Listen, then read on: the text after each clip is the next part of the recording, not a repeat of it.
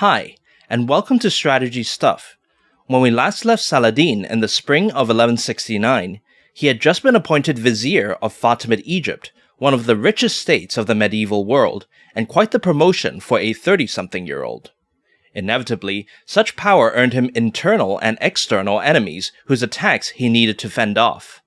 Beyond them, Saladin's rulership would also be further tested as he sought to satisfy both his own dynastic ambitions and the demands of Sunni Islam's holy war.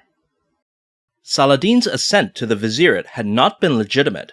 It was based on his leadership of the small but dominant Syrian occupying force which, acting under the orders of his late uncle and his Syrian liege lord Nur ad-Din, had first repelled an invasion from the Crusader kingdom of Jerusalem and then killed the preceding Egyptian vizier.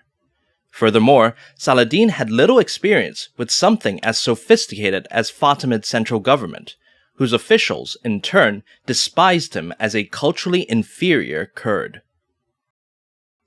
But for now, the most pressing threat Saladin faced was a second attack from Jerusalem, this time in league with the Byzantine Empire of Emperor Manuel Komnenos. Throughout the summer, the prospect of their invasion loomed over Egypt, threatening to destroy Saladin while he was still trying to find his feet. Luckily for him, the nobles of Jerusalem needed to recuperate from their first invasion of Egypt, and were also reluctant to see Byzantium make gains in their neighborhood. By the time the joint expedition finally set out in October, the Byzantine fleet had exhausted much of its supply. The Allies could only manage a half-hearted siege of the Nile fortress of Damietta before giving up by year-end. Saladin did not personally see to Damietta's defense, choosing instead to stay in the capital of Cairo. He had good reason to do so. In the summer, he had uncovered a plot to overthrow him, involving both the Caliphal palace and large sections of the Fatimid army. They planned to wait until Saladin marched out to fight the Crusaders before launching a coup within the city. Upon the plot's discovery, Saladin immediately took action against the conspirators, sparking a major battle within the walls of Cairo itself. The result was a massacre of Fatimid supporters within the capital, with the survivors fleeing to Upper Egypt. There, they would regroup and launch new pro-Fatimid rebellions over the next couple of years, each attempt bloodily suppressed by Saladin's forces. These struggles severely destabilized this once prosperous region and sent a large emigration wave into neighboring Nubia, inadvertently contributing to the Islamization of what is now modern Sudan. With the defeat of the Crusaders and the Fatimid conspirators, Saladin had finally secured his power over Egypt.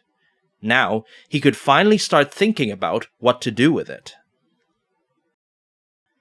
The Egypt that Saladin inherited was far poorer than at the height of the Fatimids, due to decades of instability and Saladin's suppression. Nevertheless, Saladin's domestic policies focused not so much on rehabilitating the economy, but on redistributing wealth to his supporters and refashioning the country into a base for his dynasty. As mentioned, despite his official titles, Saladin's power ultimately came from his leadership of the Syrian force in Egypt, which, in turn, rested on Saladin's ability to reward his sub-commanders with land and wealth. There was also a good military reason to do this. The past few years had fully demonstrated that Fatimid Egypt's infantry-heavy army was no match for the Crusader and especially Syrian cavalry. As such, Saladin reassigned large portions of Egypt's revenue to his allies and family members, expecting them to use some of the money to maintain personal cavalry forces that would then join Saladin on campaign. By 1171, this policy yielded a cavalry force of about 14,000, better suited to fighting Crusaders, but also far smaller and more independent-minded than the Fatimid army had been. The high expenses involved with raising cavalry meant cutbacks elsewhere, especially on the navy and coastal defense. Without the resources to fully secure his coastline, Saladin had little choice but to preemptively destroy vulnerable coastal settlements, foreshadowing Mamluk policy after the conquest of the Crusader Levant a century later. Saladin's financial problems were not eased by the other aspect of his domestic policy. Anxious to establish a claim to Egypt that didn't come from either Nur ad-Din's orders or the Fatimid Caliph's titles, Saladin followed the example of his Syrian master and rebranded himself as a holy warrior who would use Egypt's resources to fight the enemies of Sunni Islam. Under his government, un-Islamic goods were banned and unsanctioned taxes were abolished outright. Sunni religious institutions received generous support from the state, while non-believers were resubjected to the discrimination of religious law. Cleverly, Saladin took advantage of the sophisticated Egyptian bureaucracy to produce exceptional propaganda, trumpeting his own austerity and piety while slandering his rivals as personally or politically irreligious. These works, written by subordinates such as Qadi al-Fadl or Imad ad-Din, form the base of Saladin's reputation even today. Nevertheless, all the propaganda in the world couldn't cover the fact that this Sunni holy warrior was still the chief minister for a heretic Shiite caliph. In 1171, this contradiction was finally put to the test when the Sunni Abbasid caliph, along with Nur ad-Din, demanded that Saladin finally end the Fatimids. Despite the reputation he was trying to build, Saladin moved cautiously.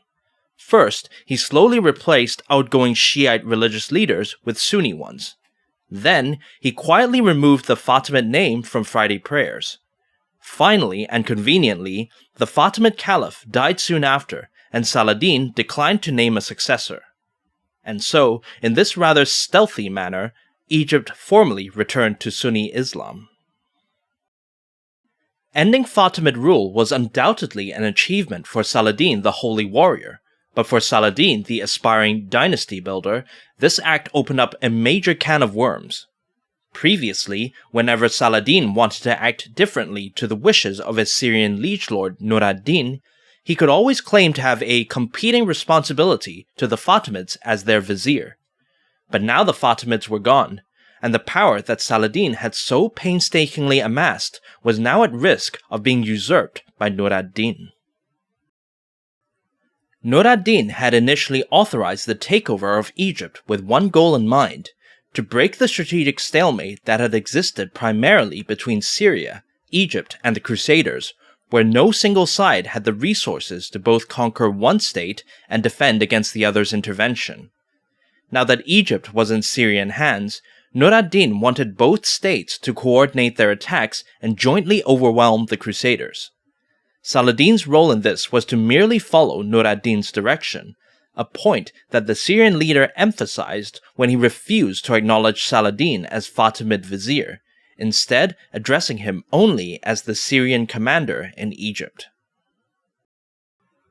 Nur ad-Din wanted Saladin to do two things: send tribute to Syria and send armies to support Syrian attacks.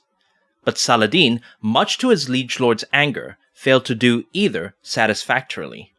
When it came to tribute, Saladin repeatedly claimed, not unjustifiably, that his current revenues could barely support even Egypt's own defense. These excuses exasperated Nur ad-Din to such a point that he actually sent a team to audit Egypt's finances, a move that Saladin considered a personal insult. Similarly, when it came to military support, Saladin again proved reluctant to coordinate with Syrian forces, even though the Crusader-Byzantine alliance against Egypt was still going strong. Twice, in 1171 and 1173, Saladin had besieged major Crusader castles blocking the route between Egypt and Syria, only to pack up and leave as soon as Nur ad-Din's army approached. To an enraged Nur ad-Din, these moves seemed to indicate that Saladin was plotting to separate Egypt from Syrian rule. In response, Nur ad-Din got the Abbasid Caliph to formally acknowledge Syrian rule over Egypt, and by 1174 was preparing to enforce this through yet another invasion. This growing political pressure from Nur ad-Din and the desire to escape it might explain why Saladin sought expansion beyond the Crusader Levant.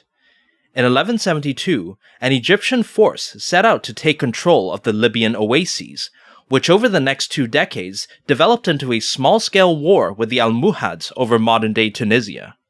2 years later, Saladin's brother set out to conquer Yemen, claiming that its rulers had become heretics. Whatever the reasons, these minor conquests provided Saladin's army with a small trickle of plunder, and his family members with a few impoverished lands that they quickly grew unsatisfied with. All in all, despite Nur ad-Din's expectations, the Syrian conquest of Egypt did not actually break the strategic stalemate in the region, because Saladin was more interested in defending his independence than executing the will of his liege lord.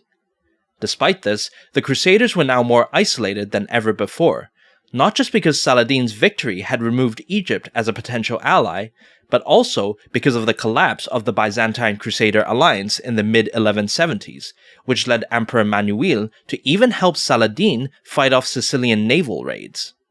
In any case, after Manuel's death in 1180, Byzantium rapidly weakened and ceased to be a relevant factor in the region. Saladin's diplomacy with the Byzantines showcased the highly personal and chance nature of medieval strategy, where the presence or absence of a single leader could generate sea changes in regional politics that would have been inconceivable only a short while before. Starting in 1174, Saladin would benefit from an incredible 13-year run of lucky deaths, which would cumulatively break the regional strategic stalemate, bring Syria under Saladin's rule, and herald the Crusaders' downfall. In May 1174, right on the cusp of invading Egypt, the Syrian ruler Nur ad-Din died, leaving an underage son, as-Salih. Almost overnight, Syria shattered into a collection of mutually antagonistic regions, chief amongst them Aleppo, Damascus, and Mosul. Saladin took the opportunity to declare himself as the rightful regent for as-Salih, claiming authority over all three cities. Saladin's ambitions received a further boost in August, when King Amalric of Jerusalem died and was succeeded by Baldwin IV, who was periodically incapacitated by leprosy. As Crusader nobles bitterly fought over their own regency and succession, Saladin rode into Damascus with 700 cavalry and swept through most of Syria, quickly reaching and besieging as-Salih's base of Aleppo. If Saladin believed that this bold stroke would conquer Syria and end the aforementioned strategic stalemate, he, like Nur ad-Din, was to be badly mistaken. Recognizing the greater danger, Mosul and the notorious Shiite sect of the Assassins came to Aleppo's aid. And while Saladin easily defeated their forces in battle, his cavalry commanders were reluctant to spend much money and time sieging down their castles. Saladin therefore felt little choice but to settle with as-Salih in 1176, finally becoming a fully independent sultan in his own right, but at the price of having a latent threat in his northeastern rear. Saladin now turned against Jerusalem, but a similar story of stalemate awaited him there. An initial strike led to an embarrassing defeat at Montgisard in October 1177, though the Muslims would make up the loss 2 years later when they seized the half-built castle of Chastelet. But once again, Saladin's cavalry commanders recoiled at the prospect of sieging down Jerusalem's castles, and they pressured Saladin to turn his attention back northeast to Mosul. And so, by 1180, despite the notorious raids of Reynald de Chatillon that were occurring at the same time, Saladin was back plundering the lands of northern Syria, claiming that the threats from Mosul and the Turkish Sultanate of Rum were preventing him from focusing on Jerusalem. Here, Saladin caught another lucky break, as as-Salih of Aleppo died in December 1181, unleashing yet another succession dispute. Mosul initially took control of the city, but Saladin launched a year-long campaign in response and ultimately obtained it in June 1183. Syria and Egypt were now united under one ruler, but this still did not end the strategic stalemate. For one, Saladin's commanders remained reluctant to wage a long siege campaign against Jerusalem, preventing Saladin from making much headway against the kingdom. More importantly, Saladin continued to prioritize Mosul first, seeing it both as a persistent distraction from Jerusalem and as an easier source of plunder. But the more he fought Mosul, the more he became enmeshed in a cycle of perpetual eastern wars. Just as happened during the first siege of Aleppo, Saladin's aggression prompted other regional lords to support Mosul, forcing Saladin to commit more resources to this front instead of Jerusalem. Even worse, each victory over Mosul only served to heighten regional fears about Saladin's power, prompting the formation of a fresh coalition to support Mosul once again. By 1185, Saladin's army was campaigning in distant Armenia, fighting forces backed by Persian Hamadan, regions that had few connections to either Jerusalem or Mosul. But then, in December 1185, Saladin suddenly fell ill, and for the next 3 months was on the brink of death. During this time, he doubtlessly reflected on his failure to pursue holy war. In the decade since Nur ad-Din's death, he had spent about a year campaigning against the Crusaders, as compared to 3 fighting other Muslims. Ashamed, Saladin swore that, if and when he recovered, he would refocus his efforts back on Jerusalem from then on. He was helped in this commitment by yet another series of lucky breaks. In 1186, Hamadan fell into civil war. Seeing this, Mosul hastened to become Saladin's vassal on lenient terms, abruptly cutting the cycle of coalition warfare that was keeping him in the east. But even this paled in significance to what was happening in Jerusalem at the same time, where both Baldwin IV and his successor, the immature Baldwin V, had died within 18 months of each other. The resulting succession dispute amongst the Crusader lords would give the Muslims the opening that they had been waiting for. Thanks for watching the video, and please like, subscribe, and hit the bell button. If you have any questions, I'll be happy to answer them in the comments section.